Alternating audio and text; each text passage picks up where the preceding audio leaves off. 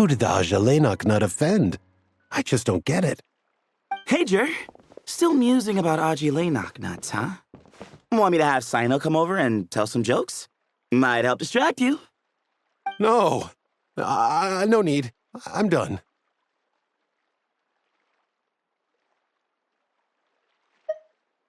Oh dear. Another master of puns. One of Cyno's card buddies, actually. I think I might just take that as my cue to head back to the desert. Hold on. So, what's the deal with the Ajalenok nuts? Other than the bad Cyno jokes. We'll get to that. But first, introductions are in order. This is Jer, a member of the Temple of Silence. And you remember the Traveler, right, Jer? Of course. I'd never forget a participant in the Rite of Duels or the hero who saved Sumeru. Awesome. Could you go over what happened to you one more time, Jer? Our valiant hero is going to help us get to the bottom of this. Might as well join since you're here, am I right? Just hear him out. You're going to want to uncover this mystery once you do. I bet on it. Well, I was on an expedition in the desert not too long ago when I got caught in some quicksand. Later, it became obvious it wasn't normal quicksand because instead of sinking to my death, I fell into an undiscovered ruin. In my panic, arms and legs flailing about, I suspect I touched some things I shouldn't have. Because in that brief moment, an enormous amount of information came surging into my mind. I would hesitate to even call it knowledge, because my brain had no capacity to process the information. To use an analogy, it would be like trying to stuff thousands of Ajalenok nuts into a small water skin without it bursting. Sorry again with the Ajalenok nuts, I know. It's fine. We're getting to that part of the story anyway. True. Well, just as I was on the verge of madness, a single phrase broke through the storm of thoughts in my head. It was a man's voice saying, "Don't eat Ajalenok nuts." What? I know it's hard to believe, but that's what happened. I was saved by the phrase, "Don't eat Ajalenok nuts." I'm not sure. I'm not even certain it was a man's voice. It's hard to remember now that I've been repeating it so much myself. Anyway, the good news is I no longer feel like my head is going to explode. Of course, the bad news is that phrase has been stuck in my head for the past few days. Wow. But doesn't it have the opposite effect? Like, the more you say don't eat it, the more you want to eat it? Yes, that's exactly right. Whoever the voice belongs to, I don't know what his deal is with those nuts. Well, the world's a big place. There's bound to be people who don't like sweet stuff. I suppose.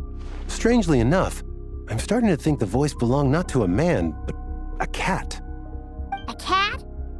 How? That's the question, isn't it? What would a cat be doing in an abandoned ruin like that? Just as my mind was reaching its breaking point, I could have sworn I heard the sound of a cat guiding me to exit. But when I came to, all I saw was endless desert, and Sethos shaking me in a desperate attempt to wake me up. I'll admit, it was pretty terrifying seeing you like that. Staring off into space and mumbling about Ajalenok nuts. You sure don't sound terrified. Sorry. It's not that I don't care. It's just kind of hard for rambling about Ajalenok nuts to sound menacing. Now, what Layla was saying, on the other hand, that is much creepier. Exactly. The unknown is what breeds fear. Ajalenok nuts are familiar. But the moon suspended above us at night? That's about as foreign as it gets. Well, we don't know that for sure. There could be a whole other world inside an Ajalenok nut, with a moon of its own. Huh. I guess. Ajalenok nuts are not to be underestimated. Right, yeah, of course. Won't catch me disparaging the mighty Ajalenok nut. No, sir. Huh. So, a similar thing happened to Layla then? Yeah, I think so. I was in a hurry to rescue Jur, so I put a marker on the incident site so we could go back and investigate. When his condition stabilized, we doubled back around to check and... Exactly. Multiple victims with the same symptoms at the same location. It wasn't hard to conclude that something is seriously wrong with that place. So, after we got Layla out of there, I had the Temple of Silence put up a warning sign at the scene and send patrols to watch the area. Speaking of, Cyno, Tighnari, and I are going to head back there and investigate once Layla is stable. So, as per usual, you're here just in time. That's for sure. But there's another reason I want Cyno and Tighnari involved in this. Because the story doesn't end there. Right, Jer? Oh, yes. Where was I? The Ajalay nuts butted in and I... Right. Yes. The cat. As I followed the cat noises, the voice said something else. So, there are those from Tula who still endure. I thought that was strange, of course, because, well, was the voice referring to me? Records of my ancestry are rather sparse, so I'm not sure if my bloodline even traces back to that place. That's right. The Temple of Silence's place of origin. And the home of Tighnari's people.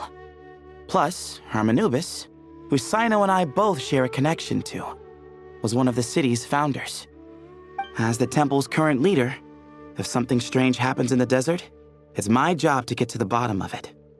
But it turns out, a lot of people have a horse in this race, and I'm not leaving any of them out. See? Knew you'd join. But yeah, that's all we know about Jur's situation.